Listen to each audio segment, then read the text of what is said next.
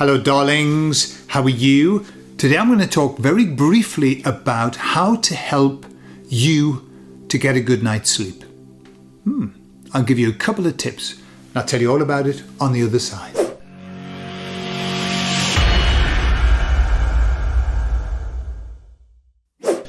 So over the years I've worked with a lot of people who have had insomnia. And insomnia is just an overactive mind. The question is, why is it overactive? What are you thinking about? So I don't know if you have insomnia. Let me tell you a story about a lady that I worked with. And by the way, lots of women who are going through the menopause have this, because of the hot flushes and things like that. They just sleep really badly. So I've helped a lot of people with these two techniques over the years, okay? But this one lady, she certainly wasn't going through the menopause. She was a lot younger than that. And she said, I just can't get to sleep on the night time. And I said, wow, why? She goes, I don't know, I just get to bed and my mind's going at 100 miles an hour and I'm tossing and turning. My husband is really angry because he's got to get up early in the morning. And I said, okay, you see, I've learned over the years not to take anything at face value, to do a little bit of questioning. Yeah? So I said to her, so tell me about what you eat. When is your last meal? She said, well, my last meal is at 8 o'clock at night. And what time do you go to bed? Well, we normally go to bed at around about 10:30. I'm thinking, that's quite late, isn't it? 8:30. And it was a dinner. It was a UK dinner, which is quite big. I said, okay, but that shouldn't be any reason for her to sleep so badly. I mean, she's saying she took her hours to get to sleep. So I said, okay, and so then what happens? What's the rest of your evening like? So, well, we sit and we have a chat. We might watch a bit of television, but we generally just have a chat. So then about 10 o'clock, we have a coffee. I said, so what kind of coffee is that? Is it decaffeinated coffee? He said, oh, no, it's like a espresso coffee. And I looked at it as though to say, and have you not thought about that it could be the coffee? I said, do you think it might be the coffee? And she said, no, I don't think it would be the coffee. No. And so I shared with her these two techniques, okay?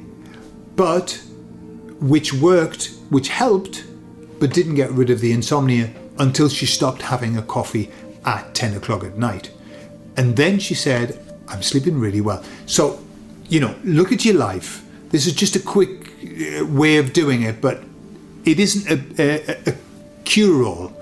If you are doing something very silly before you go to bed, it could, by the way, if you take CDS or the hydrogen peroxide drops, don't do that just before you go to bed, because that actually liberates a lot of oxygen and stimulates your body and stimulates your brain and stuff like that.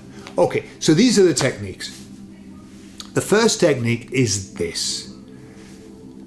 EFT. I promise you that if you do EFT before you go to lie down to go to sleep, it will massively improve your ability to go to sleep. So EFT, you know what it is? Tap the head, tap here, tap here, tap here, tap here, tap here, tap here, bang your wrists together and then continue. Now, the system that you use, if you're actually doing it, right, you need to sit up. But that's okay. Just sit up, make sure you're relaxed and start going round. Go round 3 times. Okay? 3 times. Don't do it once, 3 times. And then all you do is just lie down and allow your mind to do whatever. Let it do its stuff. What happens when we do EFT, everything gets kind of balanced, and so your mind will go through its usual processes. It's very hypnotic, so it puts you into an altered state anyway. Okay? But here's the secret. I'm going to give you another technique in a moment, but here's the secret. Once you've laid down and you're lying there, you'll notice your body going through the usual processes as it's just shutting down. But then you might get a thought in your head that makes you jump, you get it, oh, I'm awake now again. This is what you do. You don't move. Don't sit up again. Just stay where you are, and you start to imagine doing EFT. So you imagine hitting the top of your head, you imagine you go round, and you just go round in a loop of imagining doing EFT. What's happening? Well, you're imagining it, but your body knows. They've done the tests on athletes. They can do the exercise, or they can imagine doing the exercise, and the body reacts in exactly the same way. All the muscles fire off. Okay, so it's the same with EFT. I never do EFT on a night time because I have to sit up. I do EFT as I'm lying down with my eyes closed, and I just go bam, bam, bam, and I go round and round. Maybe you've got to go around more than 3 times. It really doesn't matter.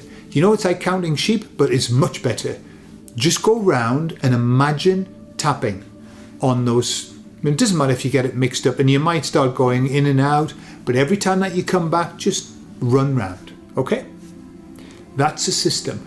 I've used it for years. It works beautifully. I've helped other people use it, and it works beautifully. Everybody said, yeah, I went to sleep much better, okay? So that's one technique. The other technique is this. When you've got loads of stuff to do the next day, right? Lots of people lose sleep because they're plowing through what they've got to do. Unfinished business, stuff that they've got on the to-do list, whatever. So this is a nice technique for that, because EFT will work, but if you've got too much stuff going on in your mind, it's very difficult. So this is what you do. It's very important that you do it this way.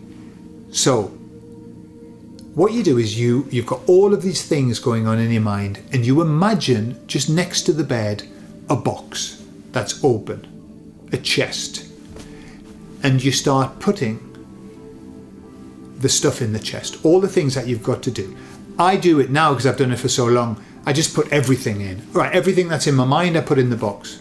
But you do it the way that you can.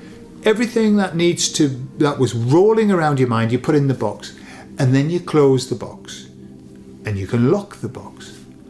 But this is the most important thing, right? Because if you don't do this, it doesn't work, or it doesn't work as well.